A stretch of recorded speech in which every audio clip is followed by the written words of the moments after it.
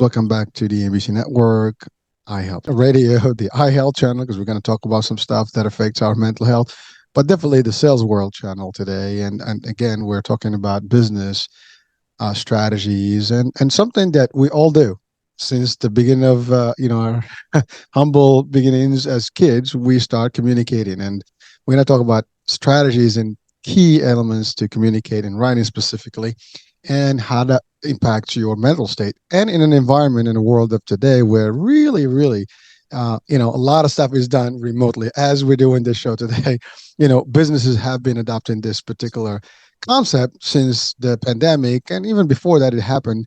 But so let's talk, about that. But I have with me someone who's an expert in this. She is going to take us to this journey and guide us. That's what she does. She's a consultant that does this work for communication and writing skills and strategy. And so, without any further ado, I have with me Erin Lebacqz. Did I get it right? You did. Yep. Great job. Thank you, Hurricane. Hi, everyone. All right. So I didn't want my French to get in there, but I did the Right. correct way.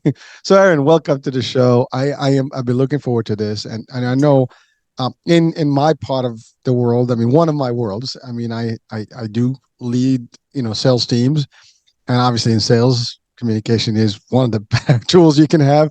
But also as a leader myself in a corporate world, and I mean, now I have my own stuff, but I do both. I do consult and all this stuff, but it's really the communication Mhm. is always happening. And I refer to us starting this as early as we start stuttering some words. We want to communicate somehow, and it gets just worse as we go. And we want to talk also, Erin, about I guess even the source of where we have problems in the communication or the writing skills. And Yeah. I think that's going to be a good place. But before that, I want just to Erin to share with us your background, for our audiences, if you don't mind. Sure. Thanks, Hurricane. Hi, everyone. Well, I've been teaching writing my entire adult life, basically. It was not my intention, but I ended up in a situation where I was teaching some things and a little writing, and I noticed, oh my gosh, this is what empowers people, right? When we feel confident about using our voice, it's a huge game changer. So from that moment in my 20s, I thought, this is what I want to do because I know that I can make a contribution by helping people meet their own goals through writing. So I've been teaching in the university setting, a little bit around the world. And now I've switched to teaching in the workplace. So I'll show up in a corporate client, in a state agency, federal, whatever. They'll bring me in and I'll be the person who leads a workshop or consults with a project, whatever it is that they need, talking about, hey, let's be strategic with the way we speak and write. Because, especially with writing, right, someone is on the other side receiving it and they can read it however they want and they can reread it and have their own interpretation. And that's worrisome, right? So we talk about, well, what are the strategic things we can do? Because writing is actually just as interactive as talking. It's just that we don't see that person while we're doing it. Well, yeah, thank you, Erin. So a lot of things there. I mean, you've pretty much been teaching in different environments to write in. Now, I want to just pose on that in this particular, piece of the discussion, because I want to go to what do you think about I guess the progression of writing skills in the modern age in the last couple of decades. And the reason I'm asking this, because you probably noticed this, and maybe people are watching and listening right now, you might wonder, like, the skill set today in writing has really gone down. Am I the only one who's observed that, or at least had this feeling, or maybe not? So, Erin, just share with us your views on what has been done and why is I mean, it was Shakespearean back in the days, Right, and we're right. far away from that style, right? But it's kind of diluted to a degree. I don't know if it's a generational thing, if it's an education thing system, where we need to pay more attention to it. But it does impact everything else, as you said. One thing is key. When you communicate in writing, there is no visual effect. What you see is what you get. And you're right. Everybody has their own way. I mean, as simple as if you put I guess the capital letters instead of the lowercase letter, people get offended, right? So Yeah, yeah. so a tone can be perceived, even if it's wrong, even if it was a mistake. But that's the thing. But there's got to be some reason why we got to a point where we have this, and how we can get away from it. So that's my first, just introduction, because as a teacher of writing, you Mhm. probably are very picky about the styles and communicate and how to present it and how to start the discussion, how to do it correctly and all that. So hit us with all that. Yeah, well, the truth is, I'm not real picky about particular things about writing. What I'm always saying to people is, what's your reader going to need? It's the reader's pickiness that we need to worry about. And you're right. You can have a reader who's going to be upset if you do a capital letter wrong. On the other hand, you can even have a reader who thinks that using capital letters is too aggressive, right? So either way, I've heard that in some Gen Z groups, just capitalizing the first letter of a sentence and in a text can seem passive aggressive because it's like, hey, why being so showy and so correct, right? So it goes back and forth everywhere, right? And then on the other hand, certainly I have some clients who are very formal. And so it depends. What I see often is it depends on the industry you work in. I might be writing with other teachers and we're really casual. But then I have one client in patent copyright law, and they are very formal about everything. So we do want to care about the particular needs and preferences of our readers. And so as far as language changing, you're right, it's evolved. Some people say devolved. I'm saying no value judgment. It has changed, right? It's grown, expanded, contracted, like everything. And what we're seeing now is people using writing in different ways for different reasons. So I agree, we've gotten briefer. We've certainly gotten less Shakespearean. We do have troubles funding our education system, right? And providing enough help to everybody, which is why I have a YouTube channel where you can go learn for free. But anywho, but I think really another aspect that's evolved in a good way, even while we're seeing text speak more often and shorter sentences and less kind of perfect. We're seeing a little more attention, though, I think, to tone and interpersonals in the writing, because even texting and emojis, you can convey some interpersonal tone. And I think even though many of us might still respect more long form writing, it's not as usable in the workplace anymore, since not everyone is real thorough with what they read, right? So we're making things really brief because everybody's so busy. And I know in your opening, you were mentioning about mental health, which I think this aligns a lot with, actually. But one of them is just when we write in a really high level way, that's stressful for the reader. And it can even be excluding or alienating to them. So even if we are Shakespearean, or people who listen might be a great writer, maybe you did great in school, even in essays or whatever, we still have to kind of scale it back a little, because it's the reader that we're worried about.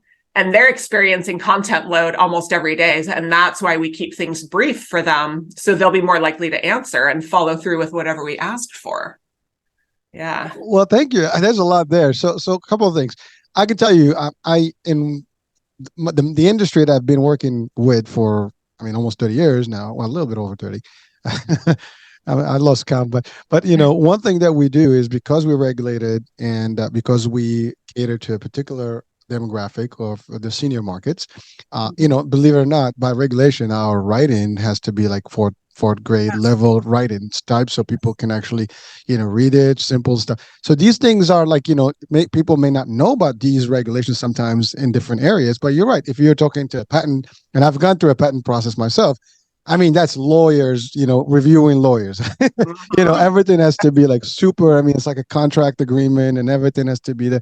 So it's, and in the corporate world also, it's because I've been in both sides of the game. On the entry point and the senior levels, and either one of them depends where you stand in that particular lineup. Writing to your hierarchies versus to your subordinates, is can be different. The language has to be different. Your peers can be different, because sometimes you send the wrong tone and it creates like a whole debacle, and now we have animosity going on. So it's very touchy feely. As you said, this is like, you are stating things, people can get offended. You're writing things, people can get offended just as equally. And you're right, now there's a lot more sensitivity to the tone. The capital letters for me, they don't matter. To be honest with you, I don't even care. I'm Yeah. just more of the cool guy about it. But you're right. Like you start your capitals, and then you have the stuff, and basically that's the beginning of. But that's like the old school what I've learned, right? But like you Right. said, sometimes it could be perceived as like what's up with that?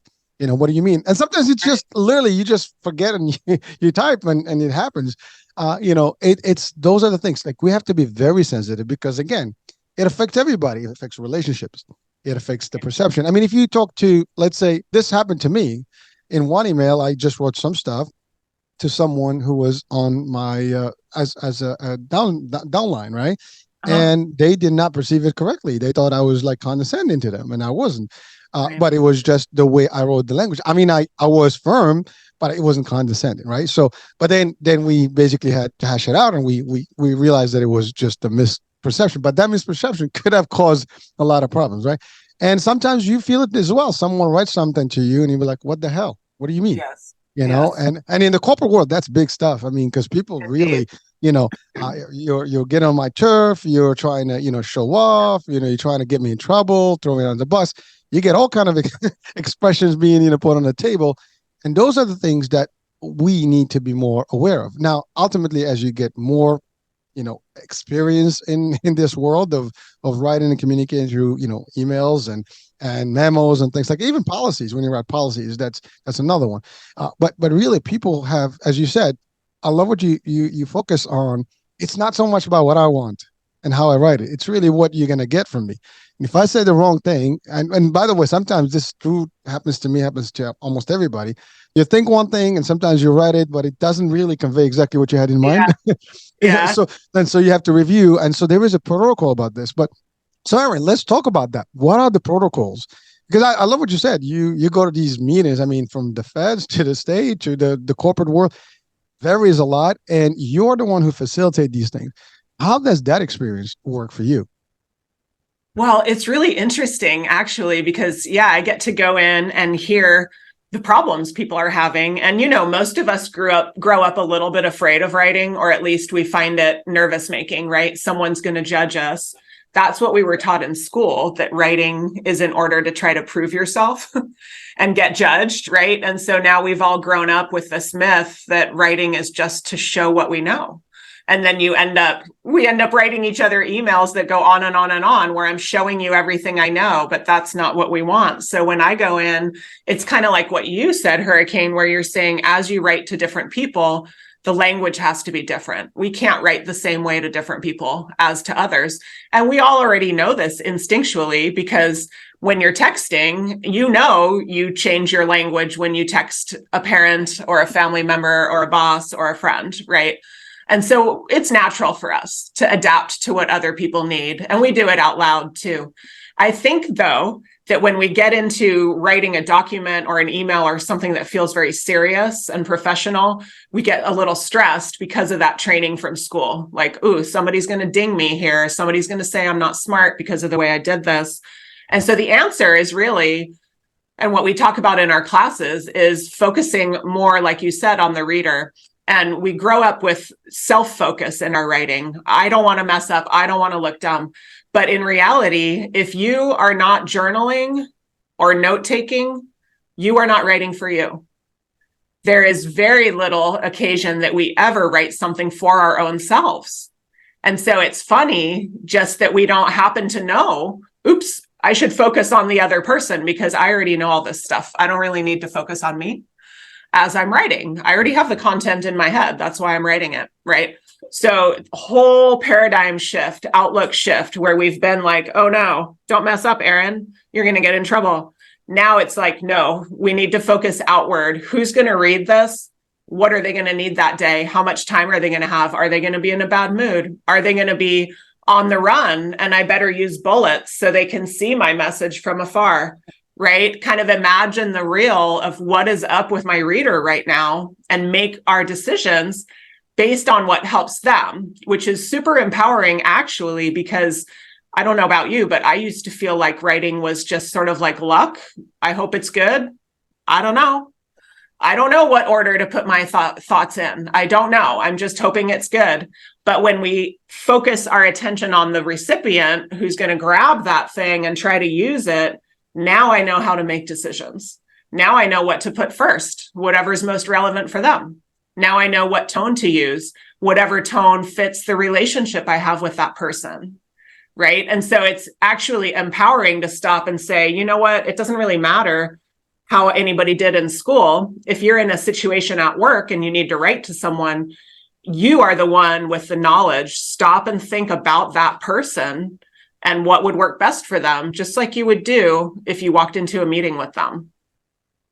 Well, Aaron, thank you. I mean, I love what you said about the concept of like, almost dumbing it down for a level where it's a lot easier. It's just the bullet points and right to the point. I think sometimes we overdo things. I think a lot of us make that mistake. I think I've been there, guilty as charged at a point, but you learn over time that that may not be the best way to do this.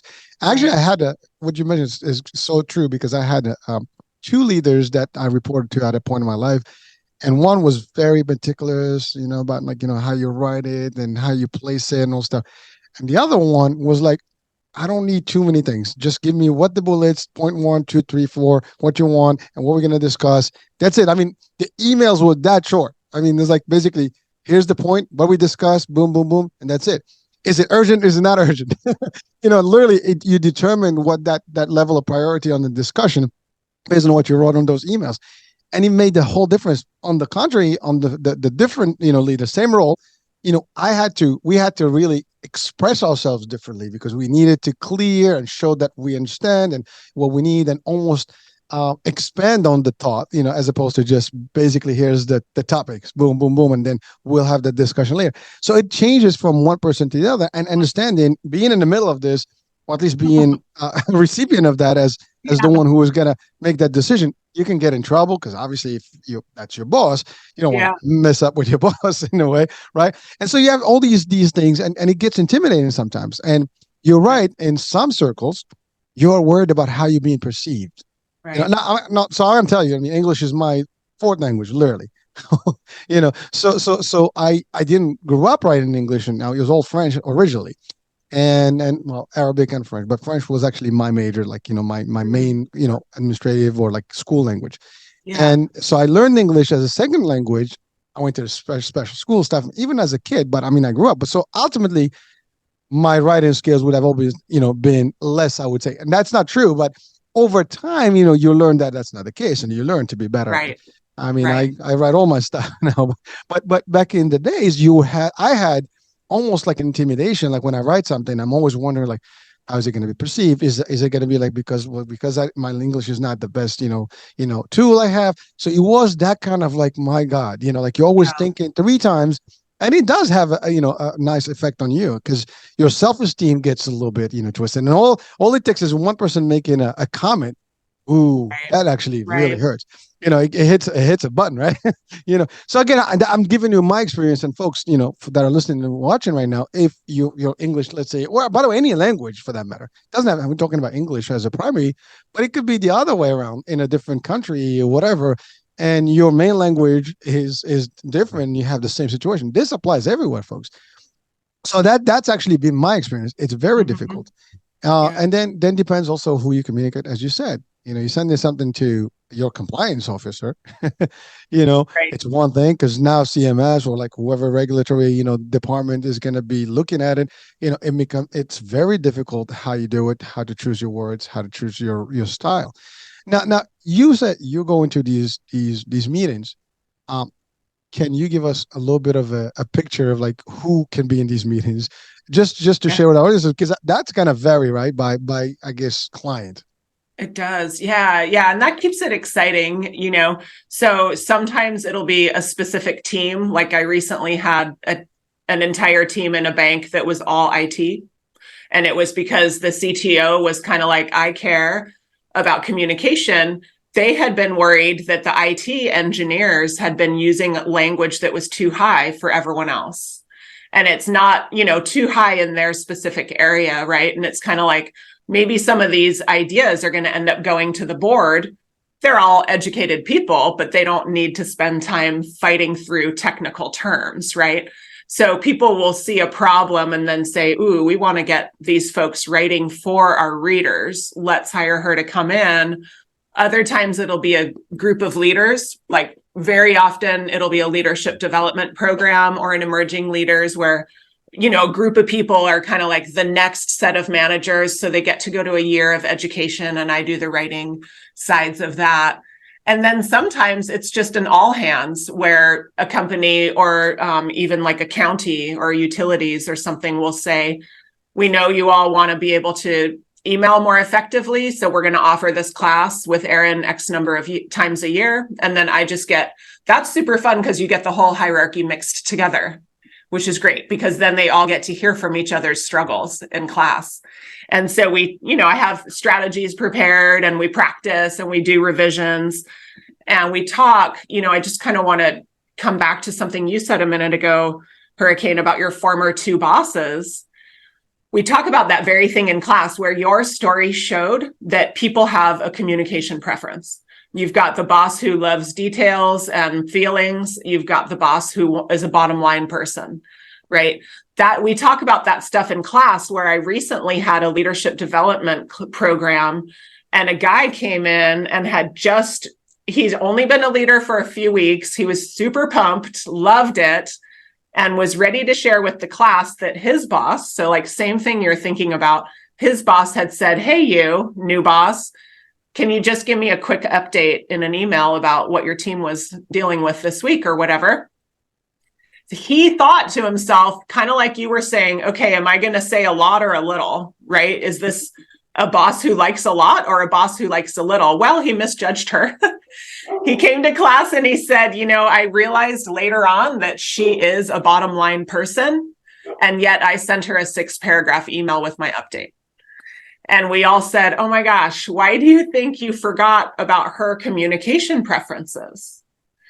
And he said, I have been there. He said, well, I was excited and I just kept going. I was proud. I was proud of my team. I was pumped about what I was saying.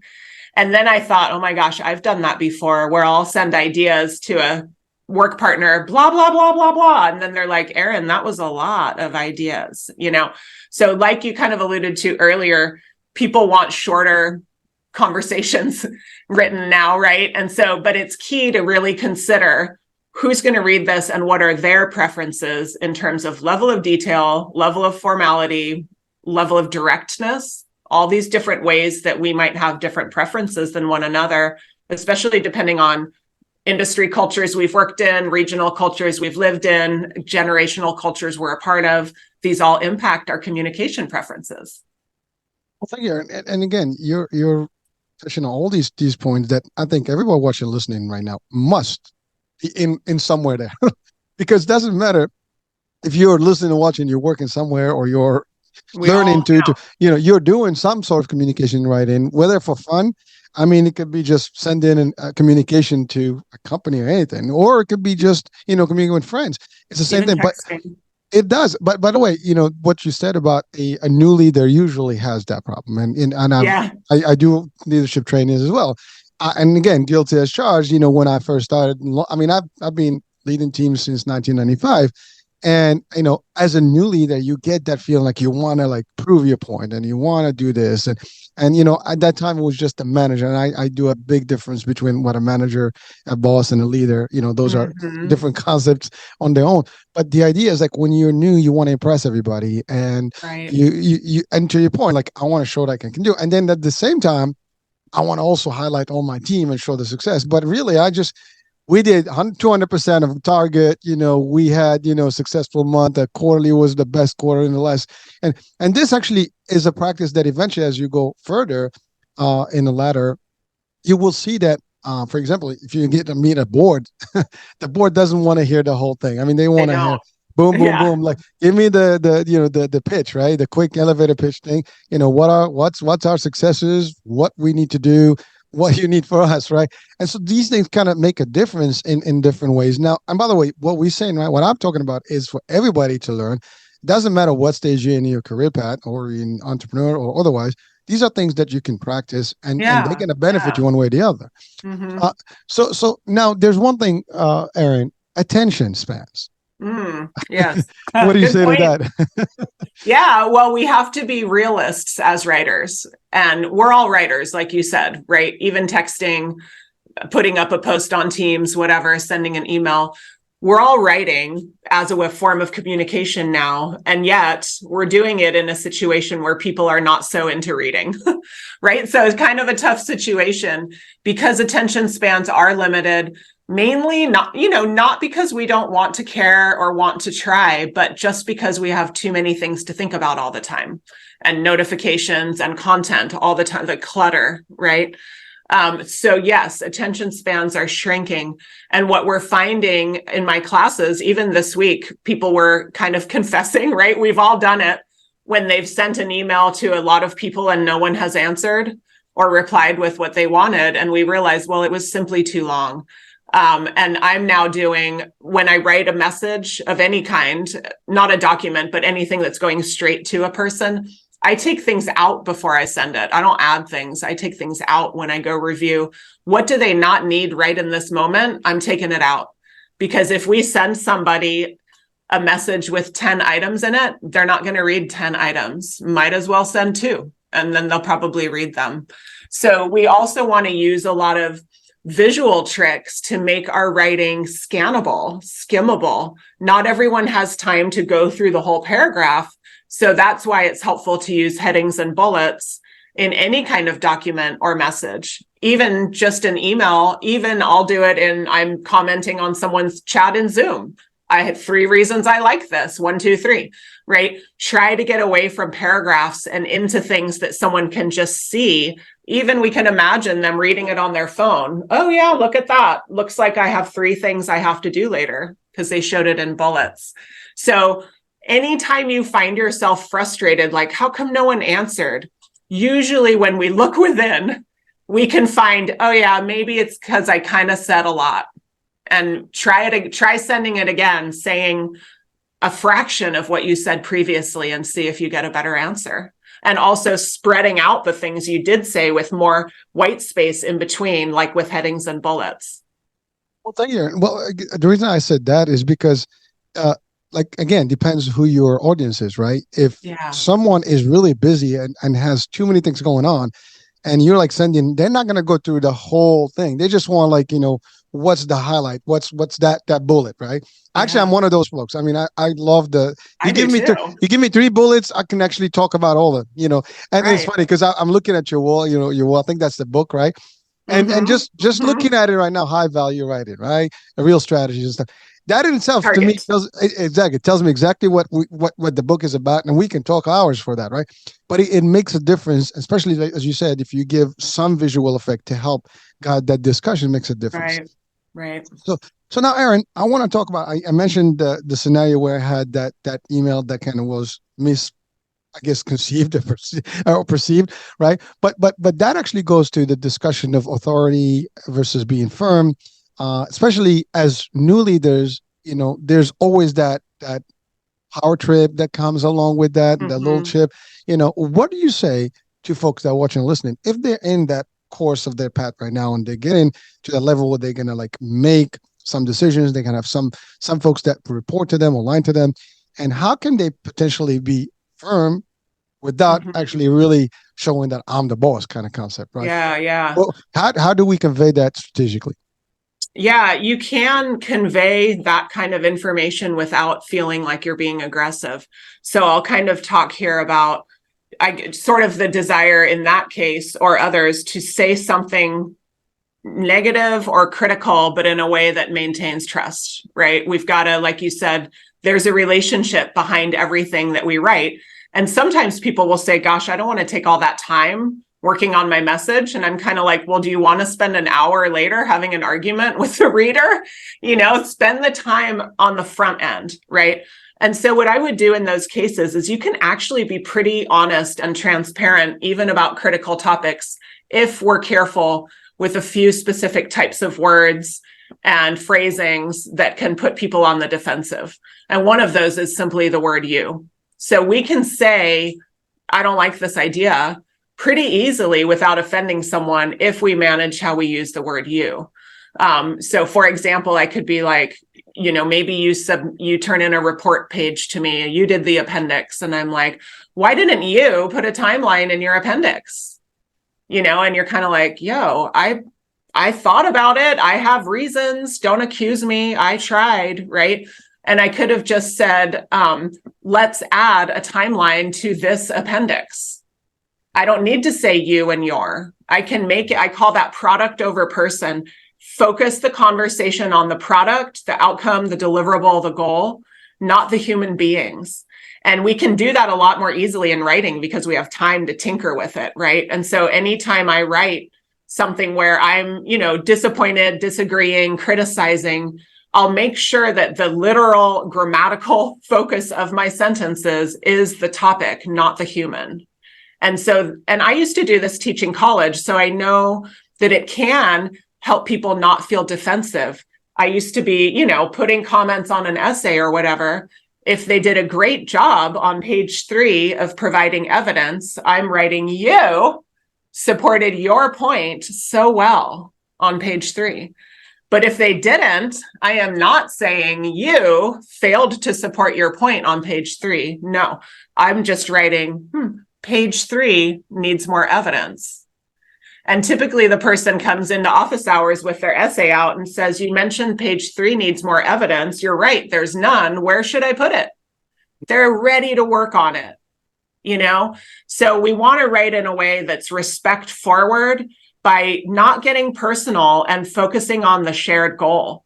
And so this is one of many ways that leaders can actually use writing as a management tool. We can criticize without demotivating when we're intentional about it. I love it, and keyword intentional, because you're right. I mean, I use a similar approach whereby there's, by the way, to me, everybody's effort is already gets credits, right? Yes. The fact that they did something can't take that away from them. So if they miss something, even though it could be even the core stuff, but what's the big deal? They're gonna go back and fix it. As you said, you don't have to say, well, you didn't do a good job, or you go crazy and you start I just spent 5 hours or 10 hours or 2 nights, over the weekend to try to get this project. By the way, I've had some of those leaderships myself where I had to deal with that, personality where you had someone, no matter what I couldn't figure out which way I have to do it. And a project can take 3 takes, 4 takes before, it's acceptable, right? Yet, again, some leader will be like, okay, I love it. That's it. Good, done.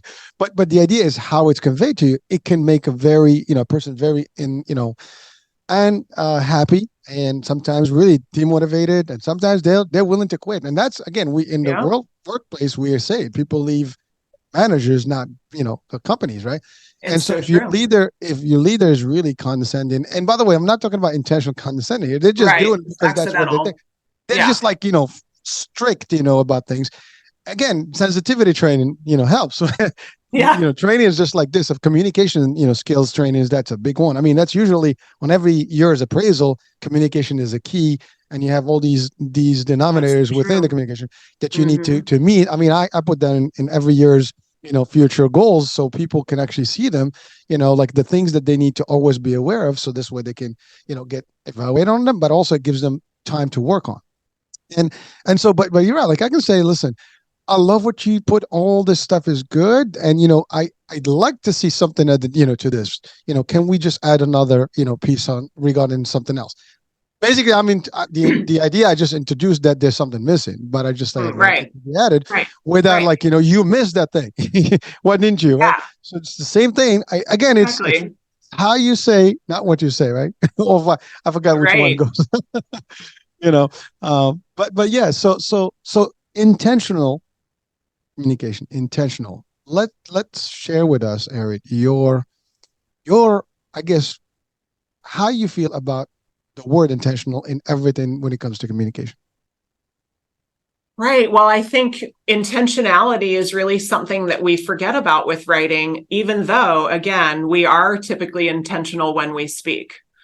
Even when we're, in a heated moment, even if someone is having a disagreement with a significant other, we try to stop and think, okay, how could I phrase this to make this conversation productive? Right. So again, it's like what you were just saying about why, beat the person up for not finishing. Just say, let's finish this instead of why didn't you finish it? Goal oriented. We want to be goal oriented with our writing, the goal being something productive, right? Not to satisfy our ego or our irritation, but to do something productive. And so one of the most powerful tools is just to realize that as we were brought up to write, to get judged, we often developed that self-focus in our writing, but we can actually write with intentional other focus. And in management, it's just huge. I was working with a young woman who was in her second career job in her 20s. And, we're all hearing about different generations and how we're having trouble retaining talent, right? Today's younger generations, they don't want to be treated badly at work. They're going to leave, and they should. They're going to demand to be respected, right? So I'm working with one of these young women. She told me that in her first career job, she immediately got a bad feeling because she started, and once a month, there would be an all hands email from leadership. And for whatever reason, the way it was written, she felt unincluded, uncared for, dismissed. That it was very much self-focused on the leadership. And so the people reading it were she was secretly thinking, I'm going to get out of here when I get a chance. I'm starting to realize I don't matter here, or that's how I feel anyway. Might not even be true, right? But she was already getting in her mind, I'm going to get out of here. Well, fast forward, she started working at a startup actually, and her boss wrote these incredibly inclusive, respectful, engaging emails to the team that were very much about them, other focused. This is a woman in her 20s. She admitted to me that the first day she received one of those, she called her mom and said, Mom, I finally found the right job. I'm so glad I left my first job. And I mean, and it's the first job was a company that I won't say the name, but they're notorious for having a reputation of not caring. And imagine, right, the amount I think I of know money. what that job is.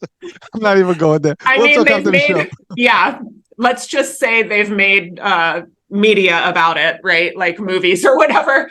But yeah, imagine the amount of money that company wastes on retention issues, right? And hiring and rehiring. Oh my gosh, people forget that you can try to put in money into hiring practices and into parties and shaping an amazing culture. You turn around and write a dismissive email, it's all for nothing. Erin, thank you for bringing that point, because we kind of talked about more about like the communication to convey work stuff, but you just turned this into like, based on the intentional piece, the idea of inclusion and making people feel good about the environment and where they are, because that's very easily perceived. If you are working in an environment where it's always never about everybody, it's always about the few or the top, I guess echelon of the company. Yeah. It people always gonna read through that quickly, and that this is not. They care about profits, not about people. And on the contrary, you want your company to be successful. If you take care of your people, the rest is history. They'll do anything for you. And actually, that's true leadership. And that's the thing. Like, there's a lot of people in leadership positions, unfortunately, they're not true leaders. And I'm saying it loud and publicly because I've seen them. They happen to be in those positions for whatever reason. Right. I mean, they might have they have the education, they have some experience to it, but it's that communication is the ability to make your people follow and really respect you and do things because they feel that it's not about you, it's about them. Right. Like I tell you, I mean, I don't talk when we are in the business. It's always about we. Yes, we need to do this. We need to do that. It's not about I need to do this. Or I need you to do this. We got to do this together. We got to make it happen. And this is what the picture is going to look like. You're going to give them the perception the reality of things, really, like the vision. Here's where we are. Here's where we're going to be. But you're right. You get an email that is completely like, we're just chopped. We're just the labor. And when you start thinking that way, and by the way, I've been in those shoes too, where I've seen some corporations that have that kind of attitude. And you know what? It's not a place that you want to stay in because that environment is not going to be thriving for you. You're not going to make it happen. And you want to I love what you said. first thing she gets this email, she's excited. Oh my God, this is Yeah. the place. Because now you look forward to going, to the workplace, what I call it TGIMs. If you Yeah, have a yeah, right. TGIM, you're good, right? Right. Not you look for the TGIF. You want to have a TGIM Sunday. Yeah, well, I can't wait until tomorrow because I'm going to be, at the office. I'm going to have fun. And by the way, Right. this is for the corporate, but even if you are an entrepreneur, you want to do the same thing because you want your teams and whoever Yes. is working with you to really feel great so they can help you build your business to the next level. So thank you, Hmm. Erin, for really breaking that down, because I think that's a big piece that's easily um, fixed in a way, right? I mean, you don't have Yes, to be, exactly. and if not, we have you. We just have to bring you in there. Yeah, well, and it's kind of like, hey, you're writing anyway. It's a free opportunity. You are already going to spend time on it, and it doesn't really cost money other than your wage, your salary, that you're already making in the background. Why not use the moment with intention, right? And that's what I try to help people with my courses and YouTube videos of you can do this in a purposeful manner that you feel confident about and that has reasons and purpose behind your writing choices, and that then you're going to get the business impact and the relationship impact. Thank you. Now, people have problems. Life happens. We all have them, and in the environment of business, it's very common that people around you are going to have personal stuff, Yes. health, personal issues, whatever. There's always something going on in everybody's life, right? Now, if you want to communicate with folks that might have these things happening, what would you recommend, Erin, to people if they want to convey empathy and they want to be like, sensitive, and Mm-hmm. still kind of, and supportive? What would you tell people? How can they possibly do it strategically? Yeah, well, this is going to sound like too small to matter and also too grammary, but it's only one thing and it has a massive impact. I think we don't realize that the verbs, the words that show what we're doing, our actions, those carry tone and sometimes accidentally judgment. So when you talk about people on your team or to or about people who are struggling, check the verbs you use to represent them. For example, if I know one of my direct reports is struggling and, Belinda, right? I'm like, oh, Belinda has this new project. And if I talk about her, Belinda has a project now. Belinda is now doing this project. Belinda is now going to be part of this process. It sounds kind of plain. But what if I say Belinda will now oversee the process? Belinda will now direct the process, supervise, manage, use verbs that give power to other people. We can actually empower people. And this is a huge role as a team lead because you're going to have somebody shy or feeling unincluded or feeling worried about speaking up, or maybe they've really actually been unincluded, right? And the way you talk about them through the verbs can do a lot. And so even, little things in a meeting where maybe Rebecca spoke up and doesn't normally, right? And you're like, ooh, I want to make sure Rebecca feels good about speaking up, instead of just saying, oh yeah, remember how Rebecca said this thing earlier? Say something like, hey, remember when Rebecca taught us blah blah? Remember when Rebecca explained or shared her expertise? So it's in the actions that we can talk about each other in a way that empowers. And then sometimes you'll hear groups who've been typically not as empowered by society, whether it's lower ranked people, women, people from certain backgrounds who feel like they haven't been put forward in a particular industry. What we all do is we get together and describe each other with strong verbs to show each other's experience. And we also name drop each other so people don't forget what good stuff we did. So if you're in a meeting and you're the one that's, or let's go back to Rebecca, no one's going to remember that she spoke up later on, then it's my job to say, remember earlier when Rebecca shared that one insight? So a couple ways that we're going to bring people in actively on purpose by using their name, using strong verbs, making sure that they're actively included. And these are all things managers can easily do, written or spoken, because you're speaking and writing anyway. We don't need to say like, I would like to hear from each of you. That's very us and them. We can say, let's all share our thoughts, right? And create more of a togetherness feeling that equalizes and reduces the hierarchy and therefore increases trust and intimacy, and belonging on a team. Well, it's amazing. First of all, I love what you said about it's a simple thing, really, that you just Yeah, covered. And actually, less is simple, as they say, or less is better, as an expression, and avoids anything that gets lost in translation. But what you said here is like at the end of the day, there's no business that is working because of one person. It's always everybody. It's mm-hmm. the team. It's always the team. And you're right. Everybody's different on the team, but one complements the other. And that's what makes a team a team.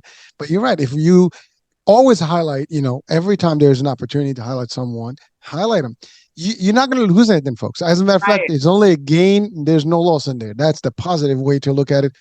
Now, obviously, if someone is disruptive and they're completely negative, there's a way to communicate with that, right? So, Right. so I'm not going to give you my piece of it, but Erin, what would you say to someone if there is someone in the group that does that? Because someone right now listening, watching, is like, well, there's always that one that comes out Yeah. like, oh my God, we don't want to hear from that person. What would you say to our audiences right now if someone is in the environment in a team like that? Yeah. Well, first of all, we're going to have the conversation one-on-one, right? Not with other people around. Yep. And I have experience with this, not only from managing in a college, but before that, when I was very young woman and started teaching, it was at a high school, which was not a successful one. And I wanted to teach there to try to provide assistance, for people. And so I had to learn right away, how am I going to be able to tell someone, please don't do that? In a way that's going to let the class continue, right? And that's what managers have to do at work. And typically, my advice is to make sure your language is all about things that are observational and observed with evidence versus claims and opinions. And so we don't have to say, you sound self-centered when you do this. That would be an opinion. But we can describe an observation, like I noticed that in the meeting after you said these two things, these three other people never spoke again. And I'm observing this is the impact I'm seeing, which is different than I have an opinion about what you're doing. And let me tell you, because we can then walk into assumptions. And people will think, well, that's not why I said it. I said it because last week you told me to speak up more, right? We don't know. So we have to approach it giving the benefit of the doubt at first, but using observational language can help, again, keep the individuals and the personal heat out of it, but still be able to say, this was not effective when you did this. Thank you. Well, Erin, one thing on emails, right? Especially when you communicate in writing, what would you say to people to avoid? I mean, I personally, try to always avoid like putting names, putting stuff. Also, look who you're sending the emails to, because sometimes you reply to all, and it's disastrous. Yes, it is. So what? How do you? What is your advice to when someone is really trying to, I guess, to put an email together for whatever Yeah. communication is? How do they kind of prepare themselves not to fall into these mistakes? Well, two things I'll share. One is it's so silly, but read what you wrote aloud in your mind or really aloud in a snarky voice, in an upset, sarcastic, snotty, snarky voice. Because you don't know. I might have said something innocent like, hey, I hope you liked the session. If you still need more info, shoot me an email. Well, what if my reader just walked out of a meeting where they had a huge argument? They're in the funky mood and they read it, whatever I said in the beginning, thanks for coming to our session.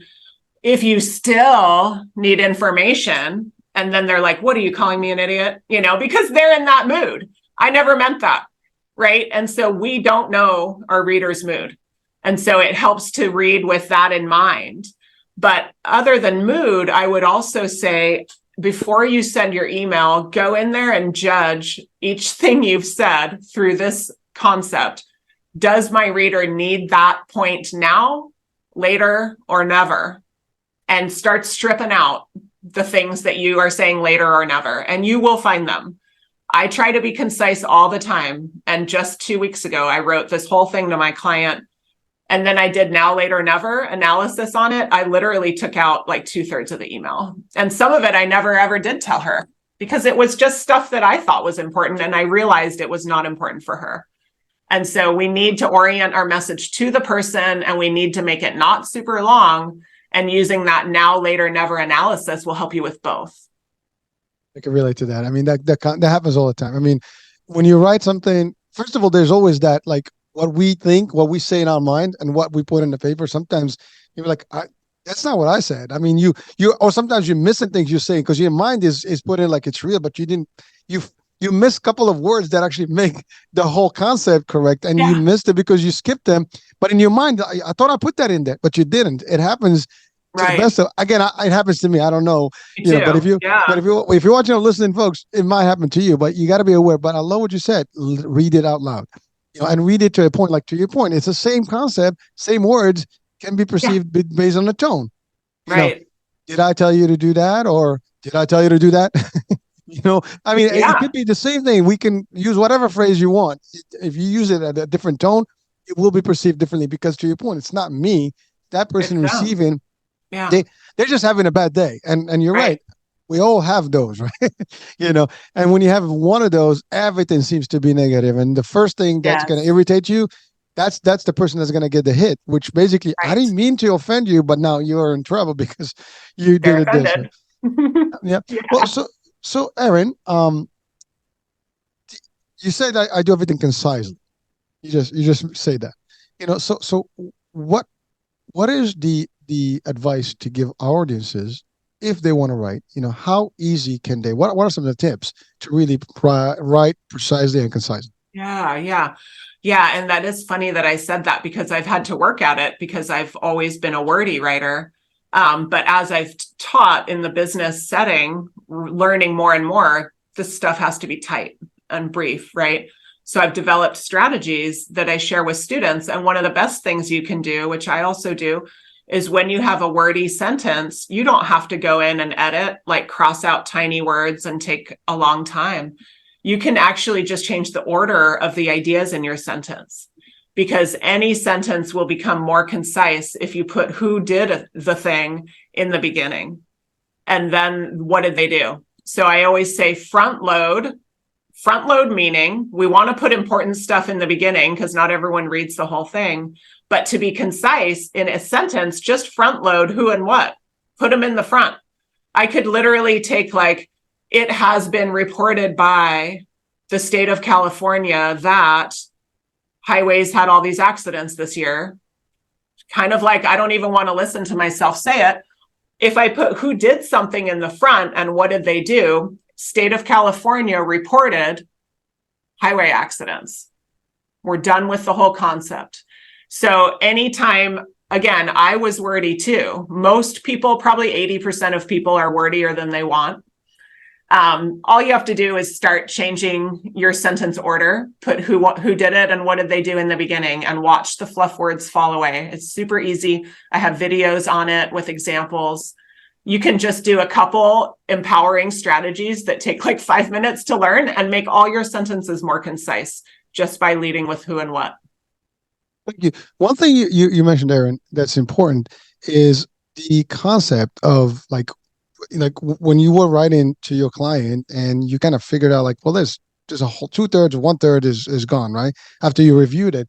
Well, what I wanted to ask is this: people sometimes write with feelings. And so they're like expressing their own feelings as opposed to like, I'm sending you a message, but I'm like also sharing my whole view and things about it. Does that even matter? I mean, really, it's if I'm sending you, I want this 1, 2, 3 things, or I want to share with you 1, 2, 3 things. You don't care about my feelings or what I think. You just care about give me the bottom line or the items in there. Now, if you request that from me, maybe you'll tell me, give me some examples. I'll throw those in. But sometimes we do it by we're overdoing, as you gave that example of that first person that was in leadership. I just wanted to impress and do more. But sometimes you don't want to do that, right? So how do you tackle that how can people really easily manage that? Well, yeah, because typically almost any of us probably should say yes than we're planning to in most emails, right? Because of the whole thing where people aren't reading very much right now. And so I think whether it's feelings or other things, we have to really gauge, is this for them or for me? And so back to going through, because when you were talking about, and I've done it too, where it's like you want to explain, I really like this, I care about this, I'm so pumped. But is that now, later, or never information? Probably it's never information. And it's not because your reader doesn't care about you. It's just that the reader is walking into this message looking for something else potentially than what's on our mind. And so we want to always order things to what's relevant for them. Like if I write a paper on extreme weather for people around here in Northern California, wildfires are going to be at the top of my report. But if I revise it and I send it to people in Florida, I'm now going to put hurricanes and floods at the top, right? I'm always going to be thinking what would be the best thing for my reader. And then after that, I'm just going to leave it out. And that's, so there's two levels of concision to consider. One is the holistic. How much stuff do you say in your message? And then the other is the sentence level. Are we using wordy words, or are we just getting right to the message by leading with who and what and keeping the sentences tight also? So we want to do both in a perfect situation. Thank you. By the way, when you earlier spoke about the IT example where they were too technical, that's another thing I think that's worth highlighting quickly is that everybody's got strengths, and sometimes you have skills and your writing could be the best. And, you could be a doctor or some sort of, background where you really have expensive, vocabulary, but, most of the people will not understand it. I mean, you have to like bring it down to the level where it's simplified. Right. So I just wanted to highlight that. And the other one is, we're in a sensitive world. We, especially in the workplace, there's a lot of rules and policies and laws. One word can really be detrimental to the whoever writing or the company, right? And if there's a risk to the company, then you're the first one that's gonna be in a bad place, right? So what are some of the things that in your expertise and your trainees that you tell your clients to avoid using in in any form of writing? Because here's the thing: if there's the saying that if it's not in writing, it never happened, and once it's written, you can't take it away. I mean, everything is documented now. You can't delete files, you can't delete emails. Everything is, you got a preservation order. Everything stays there, and all the attorneys, whatever lawsuit and things like that, can reveal those things. So, what do you tell people that are watching and listening in the business world to avoid putting in writing? I mean, period. Yeah, well, accusations and opinions, and anything that's not substantiated. So sometimes we end up writing in a way that's really more of a claim, like, hurricane is super helpful. It's a compliment, but because I said is, it sounds like my opinion. And so it's opinionated. And you brought that up earlier, like how much of my feelings do I include? When we're not asked for our feelings, typically we don't in business, right? We want to stay objective. So I would be careful about any kind of subjectivity where you're saying like, this is bad because I don't like X and Y, or I feel really insulted, but let's go forward anyway. These are the kind of things where we can look back later and feel a little embarrassed that that's part of the record. So before I hit send on things when I'm upset, I try to make sure that nothing in there was personal, or used words like we talked about, like you, and words like should, words that can put people on the defensive. And so just kind of checking it that way before it goes out. Now, I have a question. I mean, well, not a question. It's really just a comment, and you probably can give me some feedback on that. For people, I mean, now you get company computers for the most part remotely. That's been the standard for the last few years. We also have the use of phones and things like that. So I would say to people, do not write, to anyone, text or anything in the corporate world, that personal stuff, because it is part of the company's legacy. And so whatever you say on a personal note is still going to be there if there's any type of challenges or situation or legal things. I mean, I just my take, and because I've seen that happen in the past. You're obviously, you do this for a living and you can see these things. Have you seen, by the way, anything of that actually was detrimental? Oh, let's see.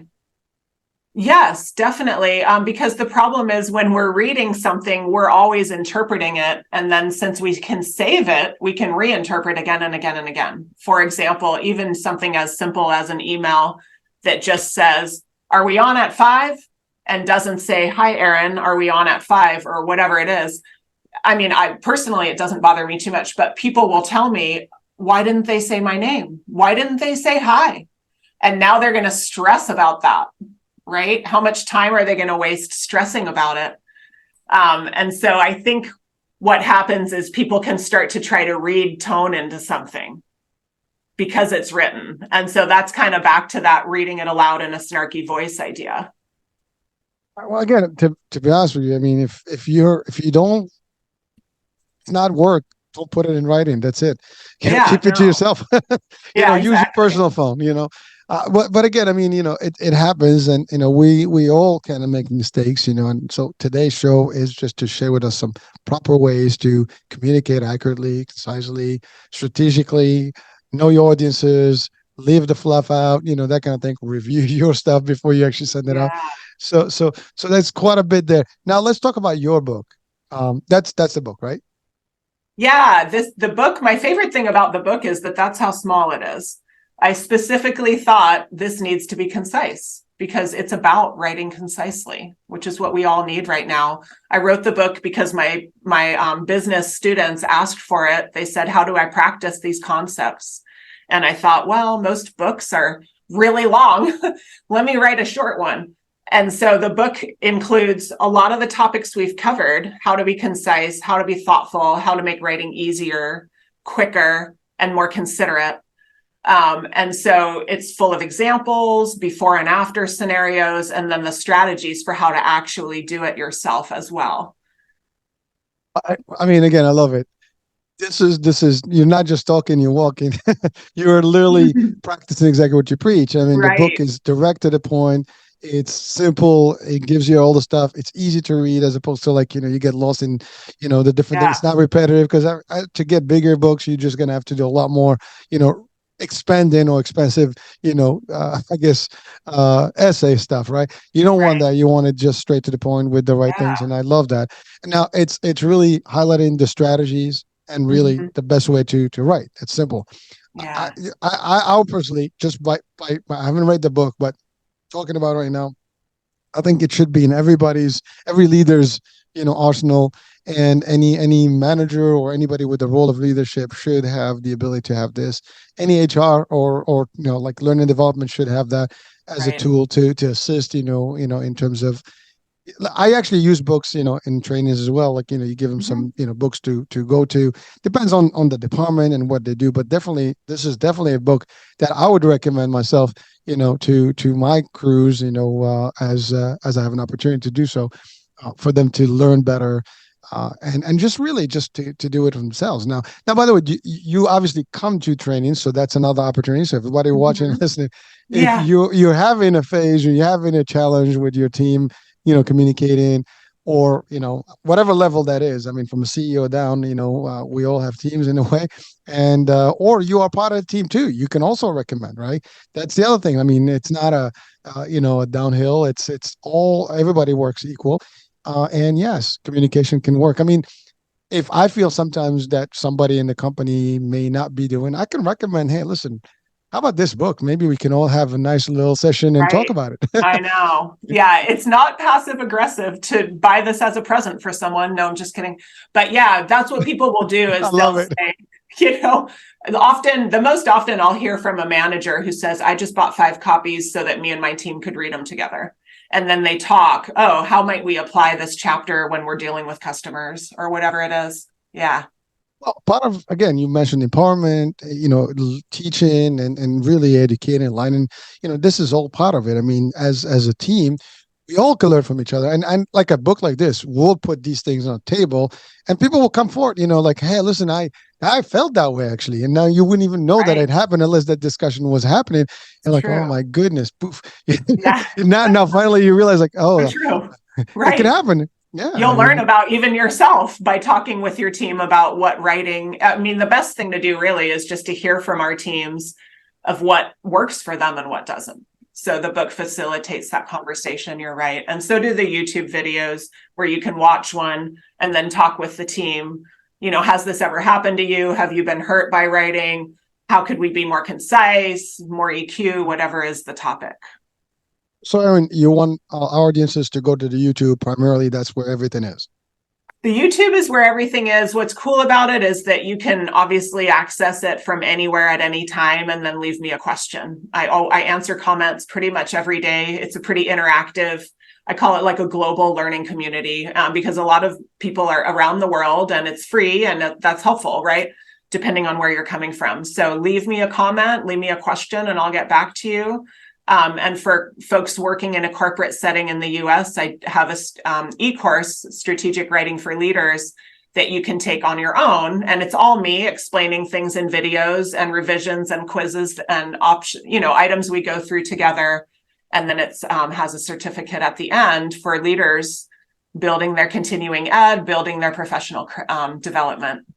Well, thank you, Erin. And now you're in the West Coast, but you Yep. do travel as needed if someone I do. wants to bring you over and to do trainings. I mean, and those vary. Like you could be a day, could be a couple of hours. How does that work in Exactly. terms of programs?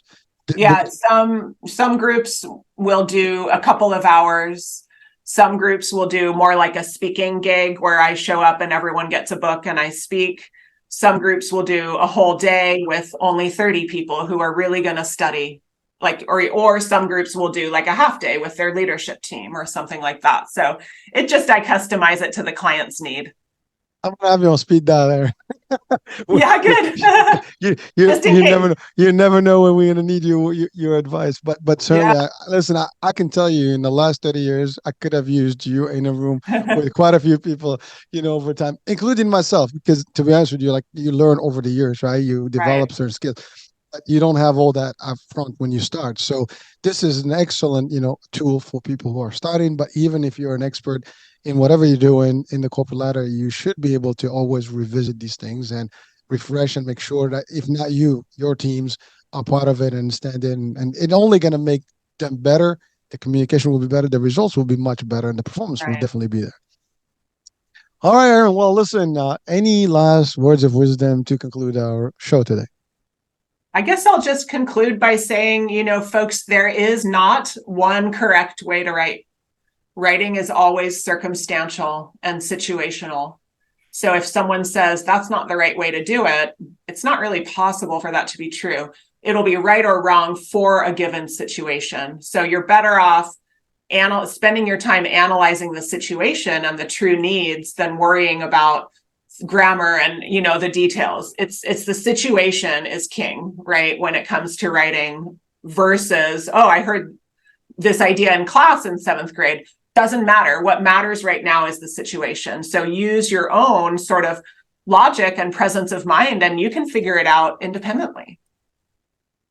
You go. There you have it, folks. I mean, Yeah. that's as clear as it gets. Well, Erin, it was a pleasure having you on the show Likewise. today. Thank you so much, and we'll definitely stay in touch. And so, Yeah. folks, there you go. Please do check out the YouTube channel. I will be actually there. I will Check it subscribe out. because Yeah. I can definitely use those videos, for myself, and definitely share the wealth, to folks that are looking. And again, to your point, it's available. It's free. Why not, right? Why I not mean, check it YouTube out? is such a great place to I get learn information. everything there. You can learn how to fix things in your house or whatever. So we can learn to write there. Don't need school necessarily. No. Experts are in there, right? And Yeah, that's that's really what it right. is. And of course, the show is available, so there's a lot of nuggets here as well that you Yeah. can take. I will share with you this. Please feel free to put it up there if you want. I don't know if you do your shows on YouTube as well, but it's I'll yours take to. clips. Yeah. Yeah. So Definitely. I'll send you a copy of it, so it'll be yours to Thank you. dissect as you wish. Yeah. So that's about it, folks. So we'll be talking soon. New day, new show, new topic, new guest. Bye for now. Thank you.